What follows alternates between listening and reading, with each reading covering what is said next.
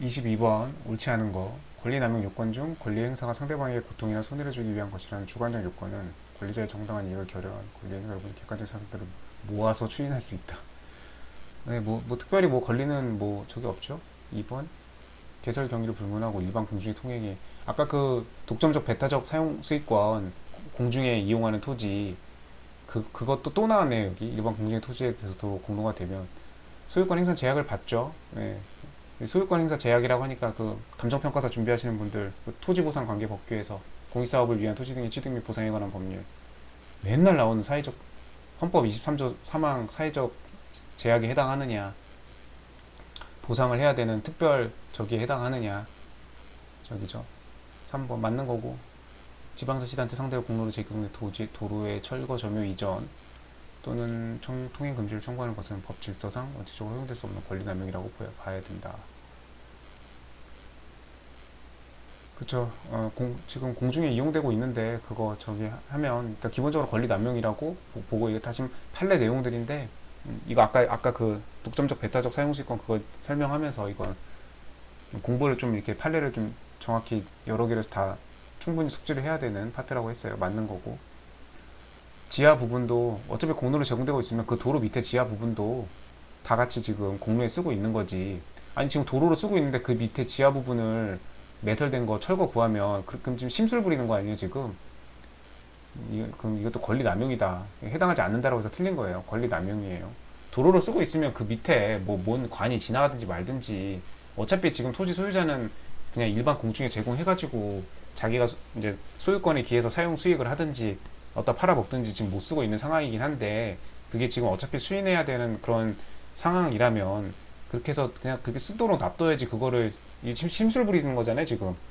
이게 청구가 받아들여지지 않으니까 에이 나도 못 쓰는 거 니들도 그러면 응?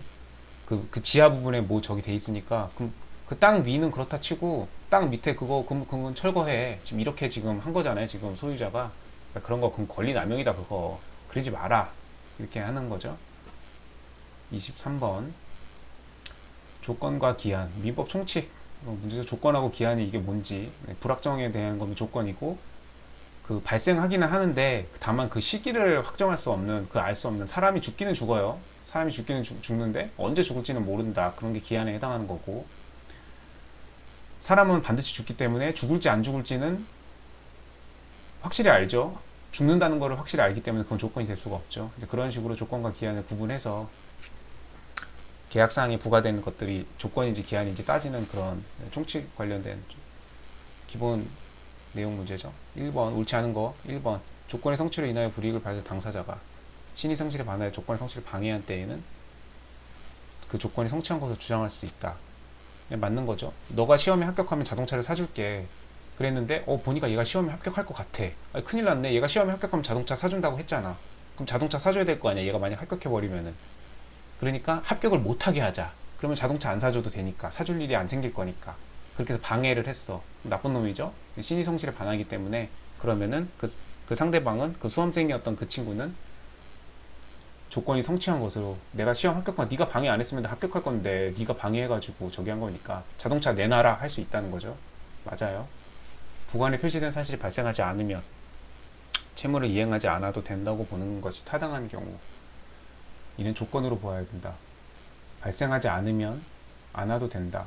발생할지 안 할지는 모르는 거잖아요. 예, 불확실한 사실 장래에 발생할 여부가 조건 맞죠? 사실이 발생할 때는 물론이고 발생하지 않는 것이 확정된 때에도 채무를 이행한다.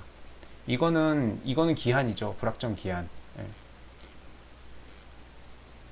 발생되거나 발생하지 않거나 둘 중에 하나일 거 아니에요. 그러니까 어느 쪽이든 간에 조건 성취는 돼요.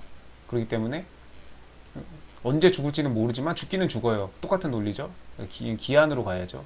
다만 그 시기를 알 수가 없기 때문에 불확정 그 발생 저기 시점을 알 수 없기 때문에 불확정 기한으로 정한 것을 보아야 한다. 맞는 거예요. 판례가 나오는 내용이고. 근데 4번이 틀렸다는 얘기인데 부관으로 정한 사실의 실현이 주로 채무를 변제하는 사람의 성의나 노력에 따라 좌우되고 영향을 줄 수 없는 경우에는 사실의 발생이 불가능한 것으로 확정되지 않았더라도 말이 되게 어렵죠. 이게 막 예외 뭐뭐더라도 뭐뭐한 경우에는 반드시 그렇다고 볼 수는 없고 없다고 할 수 없다. 판례에서 자주 등장하는 표현들. 그러니까 이거는 실제 시험이었으면 여기가 알 수 있기 때문에 4번 체크하고 바로 넘어가야 되는데 이거 조금 그냥 정확하게 숙지하기 위해서 판례를 따왔는데 합리적인 기간 내에 그 사실이 발생하지 않는 때에도 채무의 이행 기간을 도래한다고 봐야 된다.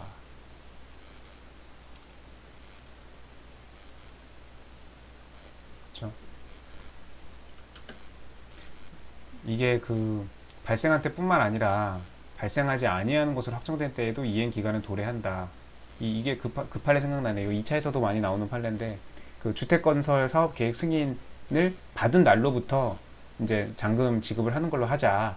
왜냐면 그 승인이 나야 그 다음을 진행할 수가 있으니까 만약에 승인을 못 받으면 관공서로부터 승인을 못 받으면은 건축 사업이든 재개발 사업이든 뭐든 진행이 안 되니까 그렇게 이제 당사자가 약정을 한 거예요. 그랬는데 승인을 못 받았어. 예, 그게 확정적으로 결정됐어. 그게 관공서에서 승인 안 된대. 그렇게 확정된 경우에도 그럼 이행 기간을 도래해야죠. 그럼 이행 기간이 도래했다는 거는 그 계약을 이제 승인 받을 때까지 계약금이나 중도금 같은 거를 만약에 이제 걸어놨으면 납부를 했으면은 돌려받아야죠. 예. 건설 사업 계획 승인이 이제 발생하지 않는 것으로 확정됐으니까 승인 못 받는 걸로 확정됐으니까 이제 계약을 더 이상 진행할 수가 없잖아요. 그럼 이제 계약금 준 사람은 계약금 돌려받아야죠. 근데 이제 그 돌려받는 것도 이제 소멸시효가 진행을 하는데 그럼 그 소멸시효가 진행하는 그 이제 이행기간이 도래하면 소멸시효가 진행하니까 그 시점을 언제로 볼 거냐. 그러면 주택건설 사업 계획 승인이 불가능으로 확정된 때부터 이제 소멸시효 기간을 진행하는 거예요. 불가능으로 확정됐으니까 그럼 이제 계약 더 이상 안 되는 거 알았으니까 그러면 이제 계약금 돌려받을 거면 빨리 돌려받으라 이거죠. 그 기한 안에. 만약 그 기간이 상법이면 5년이고 민법이면 10년인데 그 기한을 도래했다? 그러면 그 계약금 못 돌려받는 거예요. 그러면 이행기간 도래해가지고 진행하니까 그 불확정된 때부터 주택건설사업 계획 승인이 불승인으로 관공서에서 이렇게 딱 확정이 된 때부터 빨리 저기 이행기간 도래하니까 빨리 행사해라. 돌려받을 거 있으면 돌려받고 돌려줄 거 있으면 돌려주고 하라 이거죠. 조건과 기한에 대한 문제였고 문제 4번 미성년자의 법률행위. 이거 답이 1번이었던 것 같은데 1번 있고 바로 1번 있고 바로 허용된다면 이렇게 해서 신의치기 위배된다. 위배 안 되죠. 그러면은 이걸 신의치기 위배라고 해서 안 된다고 하면 법에서 하지 말라고 하는 걸 장려하는 꼴이 되기 때문에 이런 논리에 좀 민법에서 몇 군데 등장하죠. 그렇게 해서 이거는 중요한 판례고 객관식용 뭐 중요한 판례였고요. 25번